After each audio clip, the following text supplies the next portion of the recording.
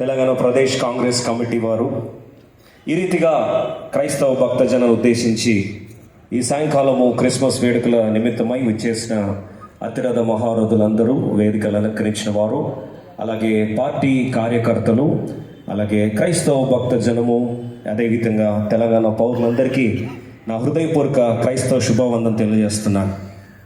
చాలాసార్లు మనకున్న సమస్య ఏంటంటే పండుగలు వస్తుంటాయి, పోతుంటాయి. అయితే మనకున్న నైజం ఏంటంటే పండుగలు అనేది ఆచారంగా మార్చేసుకుంటాం. 1903 సంవత్సరంలో అప్పటికి ప్రయాణ సౌకర్యాలు అంతగా డెవలప్ కాలేదు. ఆ సందర్భంలో రైట్ బ్రదర్స్ మనందరికీ తెలుసు. అయితే వాళ్ళు విమానాన్ని కనిపెట్టే ప్రయత్నం చేస్తూ ఉన్నారట. అయితే ప్రయత్నం చేస్తూ ఉన్న భాగంలో వారు ఆల్మోస్ట్ అది సఫలీకృతం అయిపోయి దాన్ని సుమారు 120 అడుగులు దూరంగా దాన్ని ఎగిరేస్తూ వచ్చారు. అయితే ఈ సంతోషాన్ని వాళ్ళు టెలిగ్రామ్ రూపంలో వారి సిస్టర్కి పంపించారు. జాగ్రత్త విందాం. వాళ్ళ సిస్టర్కి పంపించి ఏమన్నారంటే, అక్క, మేము 120 అడుగులు ఈ ఎగిరే విమానాన్ని మేము 120 అడుగుల దాకా మేము ప్రయాణం చేశాము, ఎంతో సంతోషకరమైన వార్త, క్రిస్మస్ కల్లా మేము ఇంటికి వచ్చేస్తాము అన్నారట. క్రిస్మస్ కల్లా ఇంటికి వచ్చేస్తాం అనేసరికి ఈ అక్క సంతోషం పట్టలేక, మానవ చరిత్ర మార్చబడబోతుంది, ప్రయాణము ఒక నూతన పుంకాలుగా వర్ధిల్లబోతుంది, మానవ ప్రపంచ చరిత్రలో ఒక నూతనమైన ఘట్టానికి ఆవిష్కృతం అవుతుందని సంతోషం పట్టజాలక ఆమె వెళ్ళి ఏం చేసిందంటే, నేరుగా వెళ్ళి దినపత్రిక ఎడిటర్ దగ్గరికి, సంపాదకుల దగ్గరికి వెళ్ళి, సార్ ఇప్పుడే టెలిగ్రామ్ అందింది, మీరు చూడండి అని చెప్పి మెసేజ్ ఇచ్చింది. ఇస్తే ఆయన తీసుకొని చదువుతుంటాడు, అమ్మా కంగ్రాచులేషన్స్ అమ్మా, చాలా సంతోషం, అబ్బాయిలు ఇంటికి వచ్చేస్తున్నారంట కదా క్రిస్మస్ కల్లా, బాగా పండుగ చేసుకోండి అన్నాడట. బహుశా అర్థమైన వాళ్ళకి అర్థమైనంత. వాస్తవంగా ఆమె తీసుకొచ్చింది ఏం వార్త అండి? విమానం కనిపెట్టాము, ప్రయాణ ప్రపంచం మారిపోతుంది, మానవాళి నూతన పుంకాలు తొక్కబోతున్నారని ఆ వార్త తీసుకొస్తే ఆ మెసేజ్ అంతా పోయింది. ఏం గుర్తొచ్చిందంటే లాస్ట్కి క్రిస్మస్కి ఇంటికి వస్తున్నారు పిల్లలని. ఈరోజు అలా అయిపోయింది. క్రిస్మస్లో కేక్స్ ఉన్నాయి, క్యారల్స్ ఉన్నాయి, క్రిస్మస్ తాత ఉన్నాడు, ఇలాంటి దావతులు చేసుకొని వెళ్ళిపోతుంటాం, అంతేనా?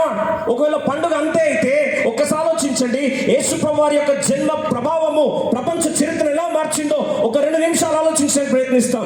ఆయన నడిచిన ప్రయాణము సుమారు 200 కిలోమీటర్లు దాటి వెళ్ళలేదు. 3.5 సంవత్సరాలు మాత్రమే పరిచయం చేశాడు. కానీ ప్రపంచ చరిత్రను క్రీస్తు పూర్వం, క్రీస్తు శకముగా 2గా చీల్చేశాడు.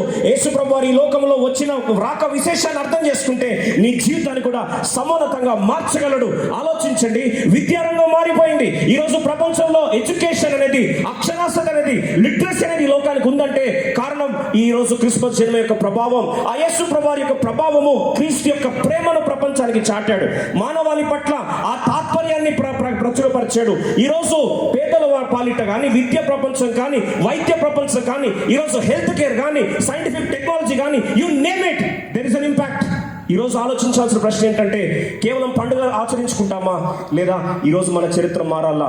క్లుప్తంగా కొన్ని నిమిషాలు మీరు నాకు సమయం ఇస్తే ఖచ్చితంగా మీరు ఎలా వచ్చారో అలా వెళ్ళడానికి వీలు లేదని మరొకసారి ఆ చరిత్రను చీల్చిన క్రిస్మస్ కారణభూతులైన యేసుప్రభు నామమున విజ్ఞప్తి చేస్తా ఉన్నాను. ఆలోచించండి, యేసుప్రభు ఎందుకు ఈ లోకానికి వచ్చాడు? Why did Jesus come into this world?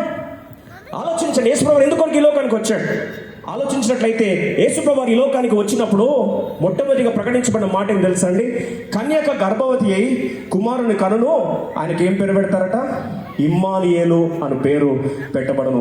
ఆలోచించండి, ఒకవేళ మనం ఎవరన్నా అఫీషియల్గా భారతదేశం రాయబారిగా వేరే దేశం పంపిస్తే, అమెరికాకి అంబాసిడర్గా పంపిస్తే ప్రతోడు అంటాడు ఏమని? నేను వచ్చాను.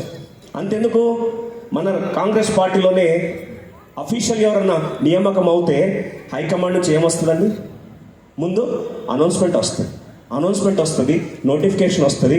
హైకమాండ్ ముందు ఏం చేస్తుంది? అఫీషియల్ మెసేజ్ని జారీ చేస్తుంది. దాని తర్వాత పలాని వ్యక్తికి నియామక ఉత్తర్వులు జారీ చేస్తారు. ఆ నియామక ఉత్తర్వులు బట్టి పలాని వ్యక్తి అధికారికంగా ఏర్పరచబడ్డాడని మనకు తెలుస్తుంది. అంటే ముందు ఒక అనౌన్స్మెంట్ రావాలి. అదే రీతిగా దేవుడే మానవ జన్మలో ఒక మానవావతారం లోకానికి రాకమునుపు చాలా మంది వస్తున్నామని చెప్తూ వచ్చారు. కానీ ఒక దేవుని అవతారంలో ఈ లోకానికి వచ్చే వ్యక్తి, దేవుడే మానవ రూపంలో ఈ లోకానికి రావాలి అంటే ముందే ప్రకటన జరిగింది. ఎప్పుడు జరిగింది ఆ ప్రకటన? ఆదికాండం 3వ అధ్యాయం 15వ వచనంలో మొట్టమొదటి క్రిస్మస్ మెసేజ్ ప్రభు జ్ఞాపకం చేస్తూ, దేవునికి అపవాదికి, పాపానికి పుణ్యానికి, శాపానికి ఆశీర్వాదానికి ఈరోజు రెండింటి మధ్యలో జరుగుతున్న హోరాహోరీ యుద్ధంలో ఆదికాండం 3:15లోనే మొట్టమొదటి ప్రకటన ప్రభు జారీ చేశాడు. ఏ ప్రాంతంలో అయితే మానవాళి దేవుని నుంచి దూరం అయిపోయారో, ఏ ప్రాంతంలో మానవాళి కావాలి, సంతోషాన్ని కోల్పోయారు. ఏ ప్రాంతంలో దేవుడు మానవుని వెతుక్కుంటూ వస్తే మానవుడు అంటాడు, అయ్యా నీ స్వరం విని నేను దిగంబరినైనాను కనుక ఈరోజు నేను భయపడతా ఉన్నాను, పాపము నిన్ను నన్ను దూరం చేసిందని మానవుడు ఏదైతే బాధపడుతూ దూరం అయిపోయాడో ఆ ప్రాంతంలోనే దేవుడు జారీ చేసిన ప్రకటన ఏంటంటే, ఇదిగో ఇదిగో ఓ సాతానా, నువ్వు గమనించు, జాగ్రత్తగా గుర్తించుకో, స్త్రీ సంతానము నీ తలను ఏం చేస్తుంది, చీటక దొక్కుతుంది. ఆ కార్యం జరగబోయే మహోత్తరమైన కార్యమే ఈరోజు క్రిస్మస్ పండుగ విశేషం.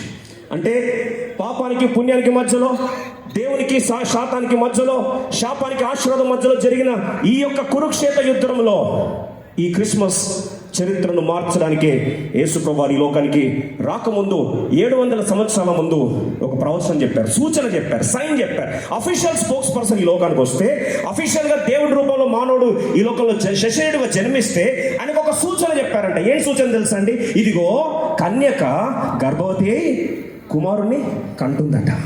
అదెలా సాధ్యం? కన్యక గర్భం ఎలా ధరిస్తుంది? ఇది ఎలా, how can this be possible? ఈ మాట ఎప్పుడైతే చెప్పబడిందో అందరూ అనుకున్నారు ఇది ఎలా సాధ్యం అవుతుందని.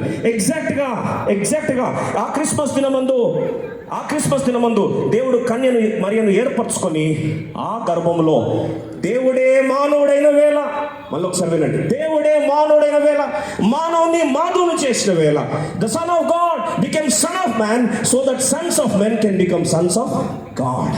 అదే క్రిస్మస్ యొక్క శుభవార్త. కన్య గర్భం ధరించిందంటే మనం అంటాం, how can this be possible అని ఆలోచిస్తామా? ఈ దినాల్లో మనం చూస్తున్నాం, సరోగసి చూస్తున్నామండి. సరోగసిలో గర్భాన్ని ఏం చేస్తున్నారు? అద్దెకి తీసుకుంటున్నారు. అద్దెకి తీసుకున్నప్పుడు తల్లితో ఏం సంబంధం లేదు. ఆ యొక్క గర్భాన్ని మోస్తున్న అద్దె గర్భానికి ఏం సంబంధం లేదు. కేవలం డబ్బు ఇస్తారు, ఆ గర్భంలో శిశువు బయట జన్మిస్తారు. అదే రీతిగా దేవుడు కన్య గర్భమును ఏర్పరచుకొని ఈ లోకానికి వచ్చి జన్మించినప్పుడు చెప్పడం మాట ఏం తెలుసా అండి? ఇమ్మానుయేలు అనగా దేవుడు మనకు తోడు. ఈ రాత్రి ఆలోచిస్తాం. మనిషి యొక్క అతి భయంకరమైన సమస్య ఏంటంటే మానవుడు దేవుడి నుంచి దూరం అయిపోయాడు. Man got separated from God. దాని కారణమే మనిషి యొక్క ఆత్మలో శూన్య భావన. ఈరోజు బయట ఒకటి ప్రవర్తిస్తాం, లోపల ప్రవర్తిస్తాం. Heart of hearts man became utterly alone. ఈరోజు మానవుడు ఒంటరి వాడైపోయాడు, శూన్య భావన. 1000 మంది మధ్యలో కూర్చొని కూడా ఏకాకి అయిపోయాడు. మానవుని యొక్క విష పరిస్థితి. అయితే ఎందుకు మానవుడు ఒంటరి వాడైపోయాడు? బ్లైజీస్ పాస్కల్ అనే ఒక శాస్త్రవేత్త, there is a God